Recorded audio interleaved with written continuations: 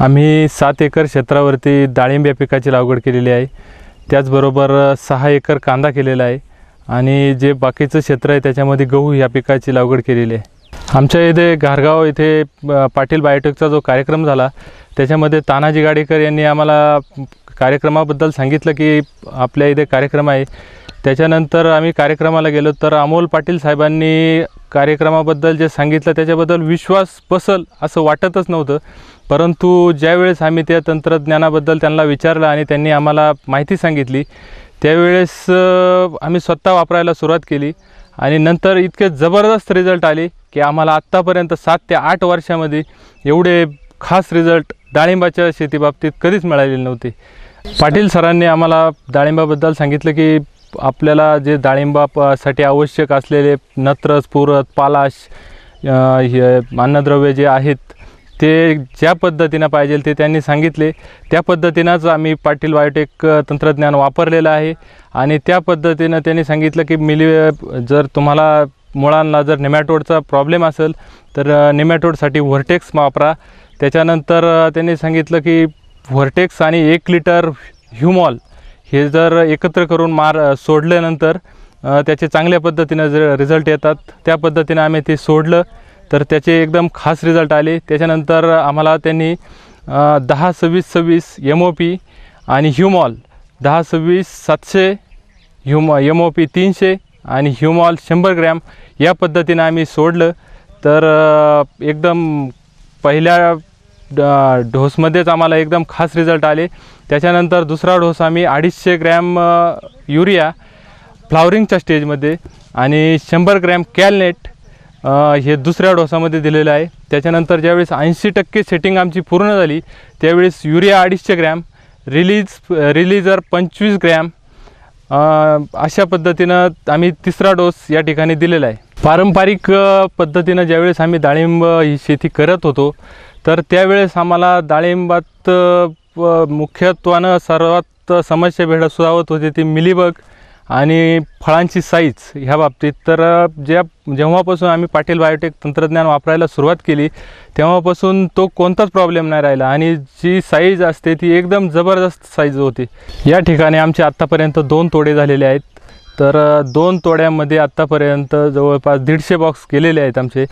तर 150 बॉक्स जवळपास 1100-1150 रुपये बॉक्स याप्रमाणे आमचे बॉक्स गेलेत आणि ह्या बागाला असं वाटलं नव्हतं ज्यावेळेस आम्ही पहिले बाग करायचो त्यावेळेस त्याची साईज आणि जो खर्चाचा तपशील असायचा तर पहिल्या वर्षी फक्त खर्चच निघवायचा, परंतु हे तंत्रज्ञान वापरल्यानंतर पहिल्याच वर्षी आम्हाला हा बाग 30 ते 35 हजार रुपये खर्च झाला याला, परंतु ह्या बागापासून पहिल्याच वर्षी 1 लाख रुपये जवळपास आत्तापर्यंत नफा झालेला आहे आणि अजून जवळपास 1 ते 1.5 लाख रुपये होण्याची याची चान्सेस वाटतात। इतर शेतकऱ्यांसाठी पण माझं असं मत आहे की पाटील बायोटेकच्या तंत्रज्ञानामुळे आपण हमखास यशस्वी होऊ शकता आणि जी डाळिंबामध्ये जे भेडसावणारे रोग आहेत, मिलीबग झालं, मुळकूज झालं, मर रोग झालं, तर याच्यासाठी एकदम इफेक्टिव्ह आणि एकदम चांगल्या पद्धतीने काम करणारे हे तंत्रज्ञान आहे।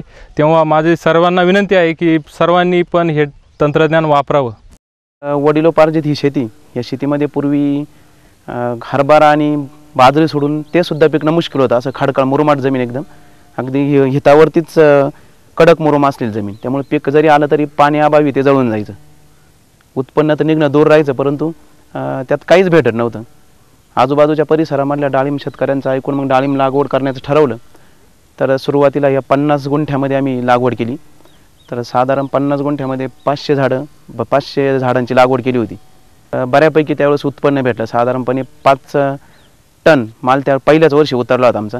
त्याच्या पुढील वर्षी मात्र अगोदरची साधारण एक चूक लक्षात आली की झाडांना जे खतं पडले होते, रासायनिक खतं, ते खूप मोठ्या प्रमाणात पडले।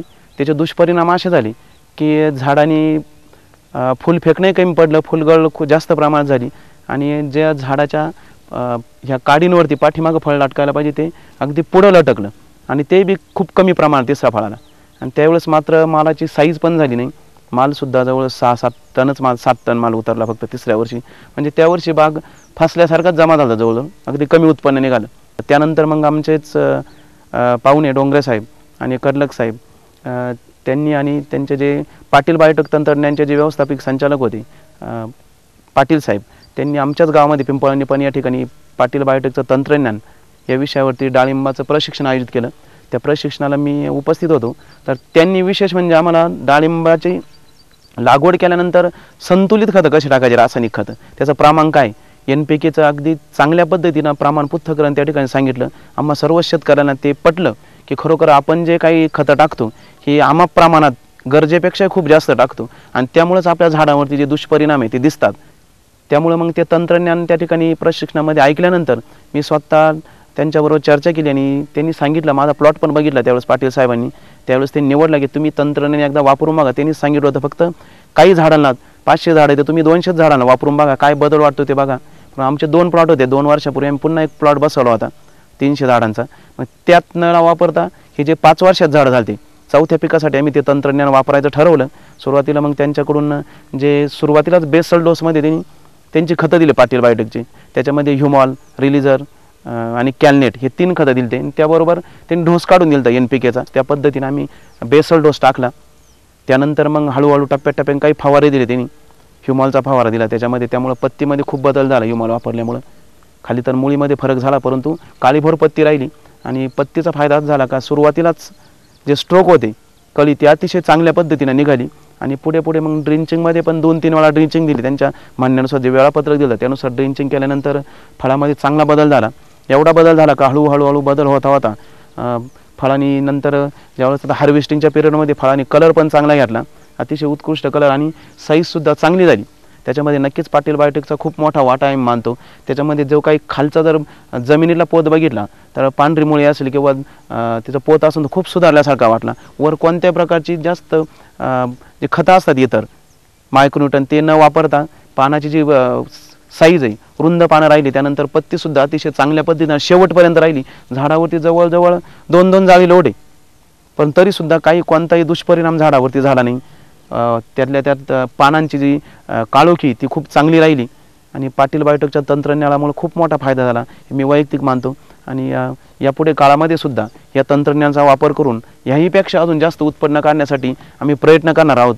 हे तंत्रज्ञान वापरण्याच्या अगोदर जे मागच्या वर्षी ज्यावेळेस बाग उतरवलं, हार्वेस्टिंग केलं, त्यावेळेस 26-27 किलो एका झाडावरती माल होता. आणि त्यामध्ये पण जी साईज होती फळाची ती साधारणपणे 100 ग्रॅमपासून पुढं तर 150, पावणे 200 ग्रॅमपर्यंतच बरंचसं फळ होतं. आणि माल त्या मानाने कमीच होता. परंतु ज्यावेळेस आता ह्यावर्षी पाटील बायोटेकचं तंत्रज्ञान वापरलं, आता हार्वेस्टिंगला बाग आलेला आहे, तर एका झाडावरती साधारणपणे अपेक्षित धरलेलं आम्ही की 40 किलो माल एका झाडावरती 2 जाळी जवळजवळ 40 किलो माल उतरवण्याची अपेक्षा आहे.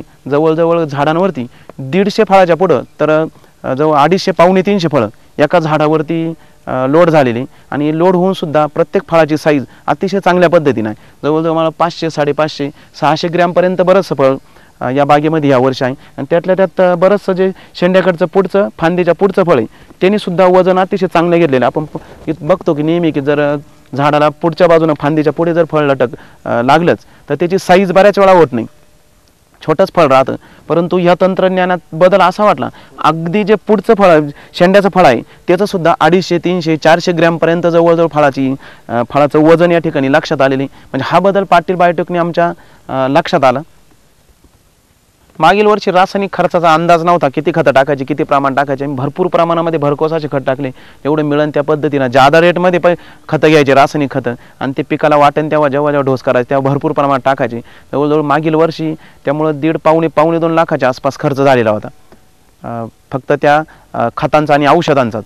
ह्या तंत्रज्ञानाने मला वाटतं ह्या 500 झाडांना पाटील बायोटेकचं 35,000पर्यंत खर्च आला. परंतु जे खर्च होते रासायनिक खताचे ते खर्च पण कमी झाला. आणि त्यातल्या त्यात जे स्प्रे होते मागील वर्षी म्हणजे रासायनिक खतात दुष्परिणाम झाल्यामुळे बऱ्याचशा प्रमाणात डाऊनी या झाडांवरती काळे स्पॉट बरेचसे आले होते फळांवरती.